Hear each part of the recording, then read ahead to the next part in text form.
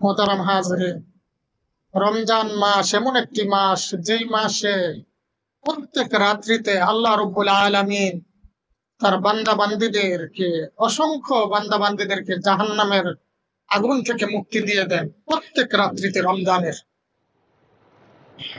আল্লাহ নবী বলেন, ওয়ালিল্লাহি উতাকাউ মিনান নার ওয়া যালিকা কুল্লা লাইলাতিন। রমজান মাসের প্রত্যেক রজনীতে হাজার হাজার লক্ষ লক্ষ কোটি কোটি মানুষকে আল্লাহ জাহান্নামের আগুন থেকে মুক্তি দিয়ে দেন। সুবহানাল্লাহ। এটা শুধু এক রাত্রের জন্য না, ওয়াদালিকা কুল্লা লাইলাতিন, প্রত্যেক রাত্রিতে অসংখ্য মানুষকে আল্লাহ জাহান্নাম থেকে মুক্তি দিয়ে দেন। আল্লাহ যেন আমাদের প্রত্যেককে জাহান্নামের আযাব থেকে মুক্তি দিয়ে দেন, ক্ষমাশীলদের কাতারে আমাদেরকে শামিল করে দেন, আল্লাহুম্মা আমিন। মোহতারাম হাজরিন, রমজান মাস আমাদের জন্য সুসংবাদ নিয়ে আসে। রমজান মাস যখন আসতেন, আল্লাহ নবী সাহাবীদেরকে সুসংবাদ শোনাইতেন। রমজান মাসের আগমন ঘটলে আল্লাহ নবী সাহাবীদেরকে বলতেন, আতাকুম শাহরু রমাজান, তোমাদের মাঝে রমজান মাসের আগমন ঘটেছে। শাহরুন মুবারাকুন, রমজান মাস হলো বরকতময়। আল্লাহ নবী নিজেই বলেছেন তার পবিত্র জবানি দ্বারা যে শাহরুন মুবারাকুন, রমজান মাস হলো বরকতময়।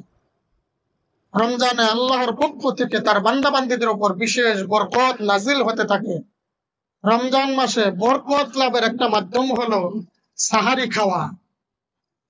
সাহারির ভিতরে আমরা যে শেষ রাত্রিতে খাবার খাই, এর ভিতরে আমাদের জন্য বরকত নিহিত রয়েছে। সহিহ মুসলিমের হাদিস, আল্লাহ নবী বলেন, তাসাহারু ফাইন্না ফিস সুহুরি বারাকাহ, তোমরা সাহারি খাও, কেননা সাহারির মধ্যে বরকত নিহিত রয়েছে। বরকত দুই ধরনের হয়ে থাকে। একটা বরকত হলো পরিমাণে বরকত। এটা কেমন? যেমন ধরুন, হাদিসের মধ্যে রয়েছে একজনের খাবার দুইজনের জন্য যথেষ্ট, আবার দুইজনের খাবার তিনজনের জন্য যথেষ্ট। এটা একটা পরিমাণে আল্লাহ বরকত দিয়ে দেন। আরেকটা বরকত হলো শক্তিতে বরকত। শক্তিতে বরকত কেমন? দেখেন, আমরা যখন রোজা থাকি না, সকালে পেট ভরে খেলেও আবার দুপুরে খাবারের চাহিদা হয় কি হয় না? কিন্তু এই যে দেখেন, আমরা যে এখন রমজান মাসে রোজা রেখেছি, আমরা সেই ফজরের আগে খানা দানা শেষ করেছি, সন্ধ্যা পর্যন্ত আমরা কিছুই খাই না, এরপর আমাদের দেহের কোনো ক্ষতি হয় না। দেহের কোনো ক্ষতি হয়, বরং দেহের উপকার হয়। না খেয়ে থাকলে, আপনার যদি রোজা ছাড়া না খেয়ে থাকেন, আপনার দেহের ক্ষতি হবে। এই যে রোজা ছাড়া যদি এতক্ষণ আপনি না খেয়ে থাকেন, দেখবেন আপনার অসুস্থতা বোধ করবে। কিন্তু এই যে আমরা রোজা রেখে সুবে সাদেক থেকে নিয়ে শুরু করে, ফজর থেকে নিয়ে শুরু করে সন্ধ্যা পর্যন্ত কিছুই খাই না, এরপর আমাদের দেহের কোনো ক্ষতি হয় না। এর কারণ কি? এর কারণ হলো আমরা সাহারিতে যা খাই, এর পুষ্টিগুণ ও শক্তির ভিতরে আল্লাহ রাব্বুল আলামিন এমন বরকত দিয়ে দেন যা সারা দিনের জন্য যথেষ্ট হয়ে যায়। সুবহানাল্লাহ। এজন্য সাহারি খাওয়া নিয়ে কেউ অবহেলা করবেন না। অনেকে প্রশ্ন করে যে, হুজুর, সাহারি না খেলে কি রোজা হবে না? সাহারি না খেলে রোজা হবে, কিন্তু আপনি সাহারি খাওয়া কেন বাদ দিবেন? এর ভিতরে অনেক বরকত রয়েছে। আপনি পরীক্ষা করবেন, সাহারি খেয়ে রোজা থাকবেন আর না খেয়ে থাকবেন, দেখবেন দুইটার পার্থক্য। যেদিন সাহারি না খেয়ে রোজা থাকবেন, দেখবেন ওই রোজাটা অনেক কষ্ট হয়।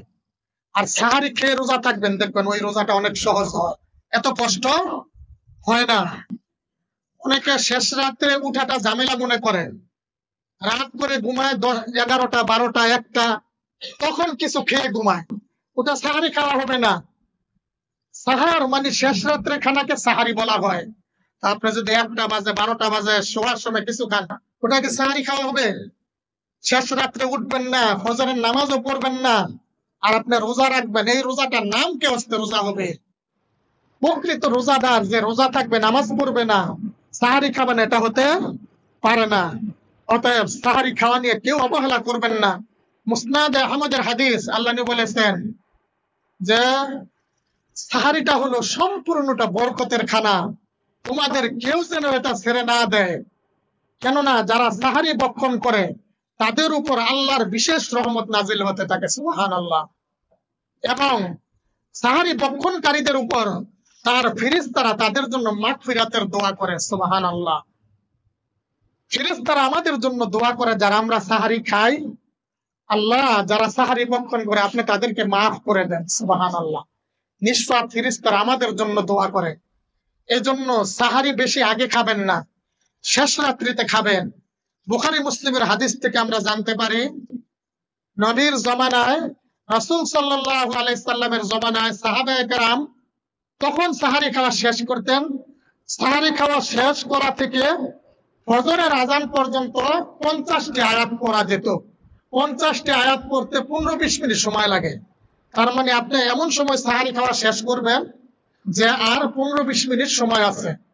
আবার ইচ্ছা করে কেউ প্রত্যেকদিন আযানের সময় খাবেন। অনেকে খেয়ে বসে থাকে, আযান দিলে ওষুধ খেতে যায়, পানি খেতে যায়। আযান দিয়েছে সুবহ সাদিক হলে, আযান দিয়েছে কি পানি খাওয়ার জন্য আর ওষুধ খাওয়ার জন্য? প্রত্যেক দিন অনেকে আছে আযান দিলে পানি খেতে যায়, ওষুধ খেতে যায়, সাহারি খেয়ে বসে থাকে, আযান দিলে ওষুধ খেতে যায়, পানি খেতে যায়। এই কাজ করবেন না। আযান দিয়েছে সাহারি খাওয়া বন্ধ করার জন্য, অতএব আযানের 10-15 মিনিট 20 মিনিট আগে সাহারি খাওয়া শেষ করবেন। সঠিক সময়ে সাহারি যদি আমরা খেতে পারি, আল্লাহ আমাদের উপর বরকত নাজিল করবেন। আমরা যেন সঠিকভাবে সাহারি খেয়ে আল্লাহর পক্ষ থেকে বরকত হাসিল করতে পারি। আল্লাহ আমাদের সবাইকে সেই তৌফিক দান করে দেন, আমিন।